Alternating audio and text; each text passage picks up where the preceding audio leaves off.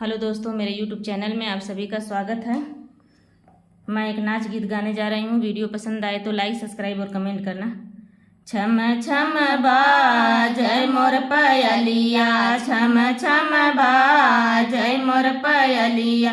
पायल पहिरी मैं गईलो दुअरमा, पायल पहिरी मैं गईलो दुअरमा। ससुरु देखै मोर पायलिया, ससुरु देखै मोर पायलिया। ऐसा न ससुरु के जलवा करवा तो, ऐसा न ससुरु के जलवा करो तो। जऊ घर हो तै मोर सजनवा, जऊ घर हो तै मोर सजनवा। छम छम बाजै मोर पायलिया, छम छम बाजै मोर पायलिया।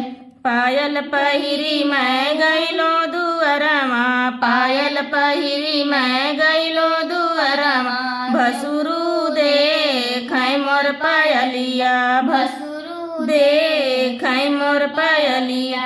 ऐसा न भसुरु के जलवा करव तो, ऐसा न भसुरु के जलवा करव तो। जऊ घर हो तै मोर सजनवा, जऊ घर हो तै मोर सजनवा। छम छम बाजै मोर पायलिया, छम छम बाजै मोर पायलिया।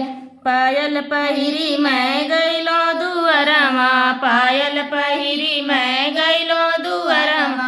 देवरू ने खै मोर पायलिया, देवरू देखै मोर पायलिया।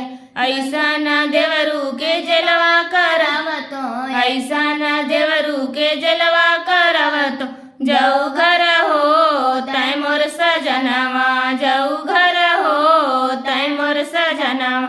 छम छम बाजै मोर पायलिया, छम छम बाजै मोर पायलिया।